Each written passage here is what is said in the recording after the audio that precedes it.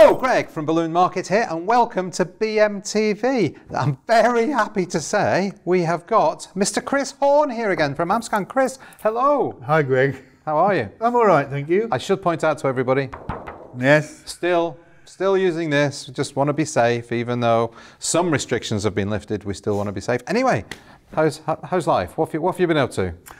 Oh, it's busy, crazy, mad. I don't know quite what's happened, in the last 18 months with all of this craziness for the pandemic. But business point of view, it is insane. Yeah. It's great fun, I think. Yeah. I'll look back on it and let you know. Yeah, you can look back and look at it as being fun. I was looking at something, I was watching TV the other day and on the news, and it showed some shots of when we, last year, back in March, April, when the streets of London were there was nobody there. Yeah. And I remember coming to work because we closed for 4 weeks and then, came back to work. And the roads were just a joy to drive on. Yes. It was wonderful. But I feel we're getting back to normal-ish now. Yes. So. Approach, yes. Yeah. Ish. Got to add the ish. Yeah. Ish. Anyway, Chris, thank you for coming. Pleasure. You're not nice here to get out. You're not here to show us how to do something today, which is quite unusual, although I'm sure we have filmed some other things that Chris will be showing. But I wanted to talk to you today about something that I'm seeing quite a lot of, and I think it's quite important. On Facebook. Facebook is a great platform for people to share ideas, knowledge, how to do something, where to get something, and all of that sort of stuff. But sometimes people go on there and they actually say in their posts, sorry to rant, but, and a lot of that can be, it's understandable if you're relatively new in the industry, yes. But a lot of that is to do with customers saying they're too expensive, or they don't appreciate the level of service that they're getting. And I just really wanted to talk to you a little bit about, well, have you ever experienced anything like that in your illustrious career? But also what people could be doing or should be doing to in that situation. You're always going to get. You can't please everybody all the time. So you're always, whatever you do, you're going to end up not pleasing somebody for something. But what you have to have is a clear idea of where you want your business to go, how you're going to run it, what your policies are, and all the rest of it, and then stick to them. I think there's a lot of things in play here, and one of them is that, and it's been made worse by the pandemic and all the adjustments that everybody's had to make. But one of them is everybody wants everything now. Everybody expects everything to arrive when they want it, and it can't happen. Yeah. So you need to manage customers' expectations, and I think a lot of people, particularly some of the ones that are perhaps inexperienced, that have started up relatively recently, they haven't had enough experience to be able to say no. Actually, sometimes that's a very important word, perhaps not phrased in exactly the same way. But you need to manage customers' expectations, and so if they're going to phone you at 9 o'clock at night, you don't answer your phone. You have strict working hours. You have rules, you have boundaries, and you have to stick to them. It's all been blurred though, hasn't it? With social media and the fact that people expect a response instantly. They don't consider you, they don't consider your life, they don't consider your business, the size of business, what else you do. Do you work part-time? They just say, oh, a balloon page, I want some balloons, can you help me? So at 9:30 at night, they will drop you a message. And I guess, like you say, you don't have to respond to that. You don't. But sometimes people would then send another one. Have you got my message? Expecting it. I think it's quite hard. That's a good point. And I guess at the beginning as well, you want every sale. Of course you do. Yes, of course you don't want to miss something. You don't want to miss it. It's very, very difficult when you're working for yourself, when you're self-employed, and to turn down business or to take the risk of losing business. But by the same token, you have to have a life. Now, I'm not an expert in Facebook and social media at all. Way too old for all that kind of thing. Really don't understand it. Leave that to other people in the office. But I do know that there is a facility for an automatic reply. Yeah, there is. And I think that is extremely important. You should have on there your opening hours, your response times, whatever it is, these rules and regulations that you've set up, your boundaries, and they should be in there so that if somebody does message you at 10 o'clock at night, they get a polite thing that says, I'll respond between the hours of this and that, or whatever. That's exactly what we do. So in our business, we have office hours 9 till 5:30, and people know that if they get that message, okay, somebody will be back in touch with me tomorrow, and we get. It's just like checking emails. We check Facebook messages. We check every communication channel. And we get back to people. I think as well, there's something to do with branding there as well. If you are the sort of person that will respond at 9:30 at night to somebody that says, "Hey, hun, can I get a balloon tomorrow?" What does that say about your business? Do you appear, you're just waiting for the order, or you appear smaller? And I guess if you have a response, these are my office hours, you might be taken a little bit more seriously and arguably able to charge more because of that professionalism image. will breed. It gets the response back that you need. Yeah. If you're going to answer in a chatty, conversational way at 9 o'clock at night, it's a very different face you're presenting to the world than if you have your open hours and you conduct yourself in a more business-like fashion. I think it's the difference in people. You start a business, and the business is the entity, not you. Even though you are your business at the beginning, we all are when we first start a business, but you are defining the business rather than it just being you. It's all part of branding, I guess. And I can understand how people would not maybe do that in the beginning, because it's just I'm selling balloons to people that I know in the local area. But I still think branding is a very, very important part. If you give it some thought before you start your business, it will go a long, long way. It does make a big difference. So one of those big things, and I know there's probably going to be a lot you can say about this, but when people say, "Oh, you're too expensive," and like you say, you can say no, but people, I really need the business, just starting the business, I really want it. What are your thoughts on that? When people, I saw a whole, I can't remember which, it was one of the Facebook groups, people saying, "I've been told I'm too expensive by this customer," and went backwards and forwards, lots of comments, and what should people do in that situation, do you think? Okay, right, I have a very clear thing on this. I know exactly what I think should be done. And if you've worked out your price properly, you know how long it's taken you to do it. You worked out your labour costs and your product costs and your overheads and all of that. You've done all of it, and you've arrived at your price, and you're happy with that price. You stick to it. Yeah. And if that means saying no to a business, or saying no to the customer, I'm sorry, well, I can't do it for less. That is my price. That's what you do. It's really tough, but I know firsthand, because this is the way I started my business all those years ago. I worked out my pricing and I stuck to it, that ultimately it pays off. There's this big thing about working smarter rather than harder. And I would much rather do 5 jobs a week, good big jobs, than 50 little tiny ones rushing around like an idiot. And I was told that at the beginning. It made sense to me. I stuck to it. And yes, it was hard a lot of the time, because as we said earlier, it's really difficult when you're working for yourself to turn business down. But in the end, I ended up with the kind of client that I wanted, the kind of jobs that I wanted. I was the most expensive florist and balloon person for 20 miles around. But I was probably the busiest as well, because I got the right kind of client. So, some people might say, well, it's easy for you to say. It's not. Well, it is. I can say it really easily.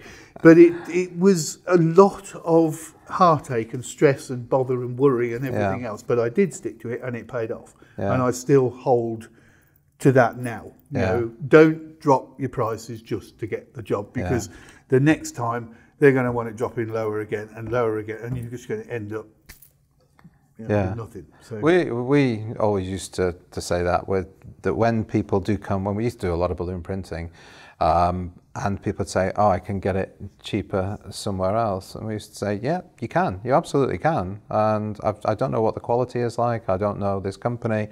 You can get it cheaper. But all I can tell you is that our quality is this. Our speed of service is this. We guarantee that you will have it by your date. If we don't, you get a full refund, and all of this. And that's absolutely right. That's the caveat. That's the backup. Because yes, you're going to set your price, and if they think it's a bit expensive, then that's up to them, obviously. But in order to maintain that price, you have to offer the level of service. You've got to offer the quality, the job. Everything has got to be of the highest standard to justify the price that you want to charge. But as long as it is, then you're going to be okay. I think sometimes acknowledging to people that you're not the cheapest as well, and you say, yeah, we know that, we know we're not the cheapest, and we never want to be the cheapest. Yeah. But we used to say things like, I completely understand if you do want to, if your budget is constrained and you do need to go for some. And 9 times out of 10, they would come to us because they knew. And it's like a bit like John Lewis. Why do people shop at John Lewis? It's more expensive than other places, but why do people shop there? Is it the level of service? There's so many instances of that everywhere you look. If you open your eyes and look, you can see there's loads of businesses that are really highly priced, but still incredibly successful. Yeah. Because they offer something to back up that price, and as long as you do, you're going to And before we get on to that, I'll just jump straight in with it. Is the how much should I charge for this question? You preempted me. We can see where it's going to remind as well. That is a question you should never ask. Yeah, you work it out for yourself. Yeah, because everybody's business is different. Every location is different. You're wherever you are in Southampton, which is where we are today. And you're asking, how much should I charge for this? And somebody, from Edinburgh comes back with an answer. Well, it's absolutely pointless. Utterly pointless. So you work it out based on your business, your overheads, your customer base, everything else, and you use a really good pricing tool. We have one of those. Yes. And I do believe. I'm not just saying that because there is an extremely good pricing tool on the Balloon Market website, and it will help. And don't ask that question, because you will get answers that are meaningless. The pricing thing is always, again, it's when people have started their business, but even people that have been in business for a while and they've never priced properly. They look at the market, and there is an element of that. You always have to look at the market. You've got to look. If everybody else charges £50 and you're charging 300, then that's going to be difficult unless you can offer something extra. But you should do it more accurately, and that's what the pricing tool is all about. It's about getting that price right, getting an idea, knowing what you want your profit to be, and you need profit because you need to actually grow your business. You need to invest in your business, and that's what it's all about. Essential. I mean, I was lucky enough to be able to run a business that got me work in all sorts of different places. It wasn't terribly it was local to start with, of course it was, but I then got some opportunities to do some corporate work in different places, and so I was working, up north. I did jobs in London. I did all sorts of places, and that taught me this really valuable lesson: is that you cannot compare your prices here to somebody else's prices there, because I would have a design that I could sell in my business to a customer in Northampton for 50 quid. But if I went and did it in a big hotel in London for a corporate function, the exact same thing, I could probably get 150 quid for it. Yeah. You have to work it out based on your circumstances, your customer base, and everything else. Absolutely. What is your customer? Stick to it. Yeah, absolutely. So a standard price list isn't always the way to go. No, it's all right for some things. Yeah. There are some things that everybody does that you can fit into a standard price list, this, and this. Yeah. But anything like a 3 balloon bouquet, for instance, you can commoditize that. That is, but you've still got to consider delivery. Are you going to charge for delivery? Are you going to incorporate that into the price up to X number of miles? And I think that's one of the key things, particularly for people working from home. A lot of people don't want people to come to their house, so they will always go out. Well, if somebody just orders an 18-inch foil, oh, can you deliver it to me? I'm only a mile down the road. Well, you know, it's still going to take you 20 minutes. Yeah. So do you allow for that? Okay, so pricing, very important. Yeah, have a look at our pricing tool. It's at balloonmarket.co.uk. There's a banner that says pricing or something like that. I honestly can't remember, but it's a really good tool. You just enter in all the numbers and it tells you what you should be selling at. One other thing I wanted to talk about is, okay, we've talked a little bit about objections and the price, you're too expensive. How do you get sales? That's a very general question. But, isn't it? I'm trying to work my way around that. Well, what's he asking? I'm going to narrow it down a little bit. Good, thank you. So for me, marketing is everything you do before you make contact or the customer makes contact with you. And then from then it becomes sales. So that's how I define marketing and sales. So marketing, you've still got to do it. You've got to put yourself out there on social media. You can do email campaigns. Your website is part of your marketing. And then we talk about branding and the way you answer the phone. That's all part of your brand. Sure. A brand is not just a logo. But let's talk about the sales part. So once that contact has been made, so the customer phones you up or sends you an email, what could people be doing to increase the likelihood of them getting a sale? Let's say it's for a decorating job for a wedding. So ask questions. Okay. Talk to the client. Mm-hmm. Find out what it is that they're celebrating, how many people are there, where it is. Everything that you can find out about the event will enable you then to suggest improvements, suggestions, add-ons, extra bits and bobs that they can have. Dialogue with the customer is critical. Yeah, absolutely critical. For anything beyond your 3 balloon bouquet or your single foil. Yeah, but even so, I mean, talking of the 3 balloon bouquet there, so if somebody drops you an email saying, can you give me a price for 10 3 balloon bouquets, you could very easily just say, yeah, they're £12.50 each or whatever. Oh, yeah.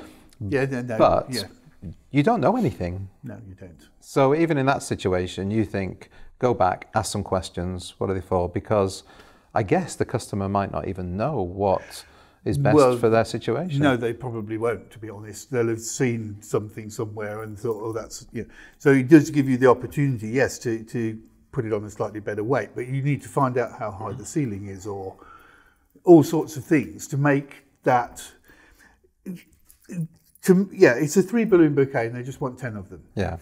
So it would be very simple, wouldn't it? Yeah. But yes, you have the opportunity to make it just that little bit better, to ask the right questions so that those 3 balloon bouquets look the best they possibly can in the location that they go in. And then that customer is going to be more pleased and then they become part of your marketing campaign. Yeah, yeah. So yeah, questions. Yeah, I went on a training course once for sales and it was basically that. Keep asking questions until the customer asks you a question, and then it's at that point that you're will you please shut up? Potentially, but the more you know, it's not even sales. It's offering a service. It's the more you know, the more you can offer that customer that's going to give them value. Tailor it to what they need, make it right for them. And this is the thing that kind of relates back to pricing a little bit. Is what's your budget? And I think everybody thinks automatically you're trying to rip me off when you ask that question. But if somebody comes back and says 50 quid, but I want a wedding with all of this and those demi arches that I've seen on wherever, on Instagram and whatever it might be, 50 quid, well, you know that's going nowhere. Yeah. It's like, well, I can tell you straight away that that's going to be at least X hundreds of pounds. Is that still something you'd consider? So I guess you can get rid of the people that you're not to be able to satisfy. But everything does link together, doesn't it? Because, you know, one of the earlier things we were talking about where somebody says it's too expensive.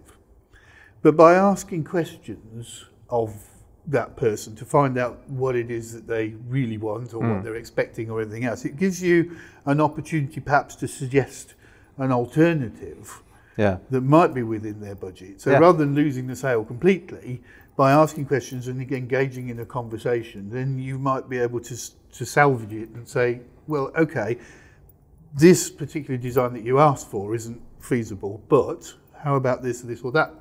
And So it's all circular. It's all part of the But same Chris, thing. I've seen this on Amazon, and it says it's $9.99, and it's a lovely demi-arch. Why are you so expensive? That's the tricky one, because ideally you would love to say to somebody, well, I can supply you with all the bits and you can build it yourself. That's possibly not quite the right approach, but you need to try somehow to find a way to get them to understand that a lot of your price is actually nothing to do with the balloons themselves. It's everything else that goes into it. Absolutely. Yeah, that is a really tricky one that is getting more and more and more commonplace where you see it. But I think people have to understand that you order on Amazon, you're going to get a bag of balloons. Sometimes they don't, though, do they? Well, it's crazy. They're not the same product. You get it on Amazon, it's not going to come inflated, delivered. I mean, it's just not. I saw a TikTok the other day, and it was a similar sort of thing, and it was a guy saying, the customer says we're too expensive, and so he just gets all the ingredients, puts them in a takeaway tub, and says, there you go, the customer can make it himself at home. And it's exactly that. It is exactly. And I think that's one of the issues that we as an industry have sometimes, is that people don't value what they do enough to be able to feel confident. I think it's confidence in charging, and that's what I find about training courses. When people come on a training course, they end up being far more confident and can go out there and say, yes, I know that I'm charging the right amount. 100%, yes. The biggest thing about the Level 1 Fundamentals Beginners course is the pricing thing, learning how to price, but also gaining the confidence to charge. Yeah. You know, and it is tough, because I suppose we've all got that Amazon thing within us somewhere. And we know that we've only paid £15 for all this stuff, but we're going to try and sell it for £150. And that disconnect could be hard for us to get over. To feel confident to charge that price and know that it's worth it. That is really difficult. So training is really important, because it helps. Well, I've spoken to people. There was a spate a couple of years ago where people were saying somebody has just started in my area and they're undercutting me. And I've spoken to people that have been in that situation themselves, and they've said, I'm not undercutting them. I just don't think I'm worth as much as they are, because they've been doing it for years. So I've got to charge less. And I thought it was a really interesting perception, because I hadn't seen it like that before. No, I haven't either. And it's very interesting, and I can see where they're coming from, but it's not really valid. But that's where it's not. But that's how people's minds work. See. And I remember, at the beginning, following all the rules of pricing and working it all out, and thinking, I'll never get that for that. Yeah. But then say, well, apparently I will. I've been told this, but it took a while. It took a while to have that confidence to do it. And the funny thing is that if you are confident, then you will sell it more easily than if you're not. Yeah. If somebody says to you, how much is this arch? And you go, it's £150. Yeah. You're kind of giving away the fact that you don't believe that it's worth that. Exactly. But if you go, oh, it's £150, madam. Yeah, exactly. It's confidence, isn't it? It comes from the training, which obviously we've just touched on training there. And you do a lot of training, and you're doing some training down here in Southampton with us. But training, wherever you do it, is worthwhile. Yes, isn't it? Absolutely. And you're not just saying it to sell training. No. And I don't say it just to sell training. It is absolutely key. It's an investment, and if you get that confidence from going on a training course, you will get that money back in no time at all. Absolutely, definitely. Yeah, it is so important. You can learn stuff by experimenting, by YouTube and all the rest, but there really is nothing quite like getting in a room with a bunch of like-minded people and getting your hands on the stuff and doing it, and asking the questions and learning that way. The interaction, the everything about it. Okay, we've done a lot of virtual training in the last 18 months. That's worked very well. Yeah. But now that we're starting to come out of it all, thank God, because hands-on proper training cannot be beaten. It is so important. And it's so much fun as well. Yeah. I mean, we love it when we're seeing people, and you get to talk face-to-face to real humans, and that, which is the first thing at the moment, but also customers, and find out what's going on in the industry, what's everybody doing, what do people like, what do people dislike. I absolutely love training. Chris, we could talk for ages and ages and ages about this, but I think I'd like you to give should we have 3 tips or 3 things you shouldn't do? Which would you prefer? Oh my goodness! If I've got to come up with 3 of them on the spur at the moment, I don't know which I would prefer, quite frankly. 3 tips, 3 suggestions. Sorry, Matt, let's just come to me. No. I should have prepared this, but it's just come to me. 3 tips for people in the balloon industry or getting into the balloon industry. And we've probably talked about some of them just in this I mean, they will be things that we've already talked through, because have confidence in yourself.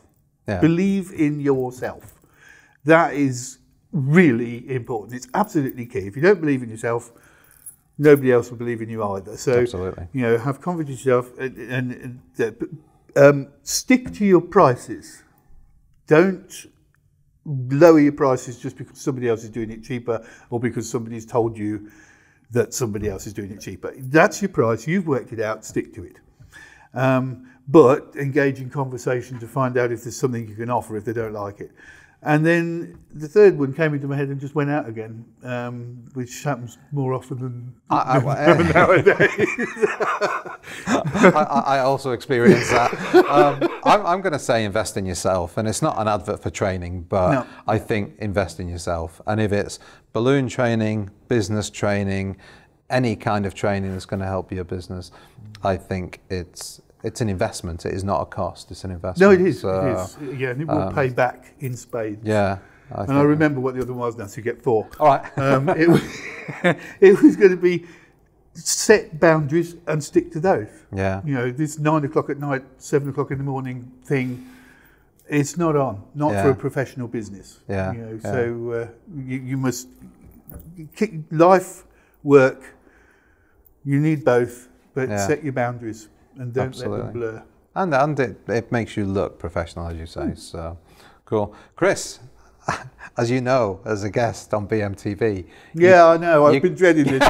That's why I've been hesitating, because he's going to ask me a question of the week and I haven't got one. Oh, you must have one. No, there's got to be one. No, Jacob and I were talking about this yesterday when we were preparing to come down here. He said, he's going to ask us question of the week, isn't he? Yes, we need to plan this. Did we? No, we didn't. Okay. We got distracted and forgot. Well, we've got Jacob over there. Jacob, let's put some pressure on you. What's the question of the week going to be? That was mean. All right, well, let's make it something completely nothing to do with balloons, with the industry.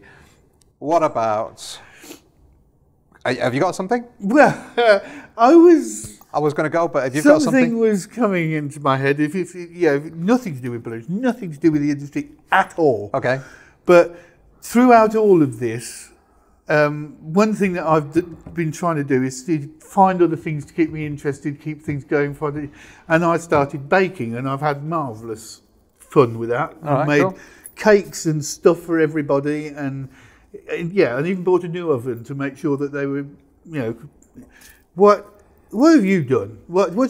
Have you got a new hobby? What is it? I thought you were going to say, what's your favourite cake? No, because I'm not taking orders. All right, leave your answers down below on Facebook and on YouTube. What's your new hobby? Yeah. That's great. Chris, thank you so much. It's been a pleasure. And thank you, everybody out there, for watching. Thank you for subscribing. If you've not subscribed, please do hit that subscribe button, hit the little bell icon, and that way you'll see every video. You'll be notified about every video that we upload. And have a look at Instagram while you're there as well, balloon_market1. Right, thanks so much.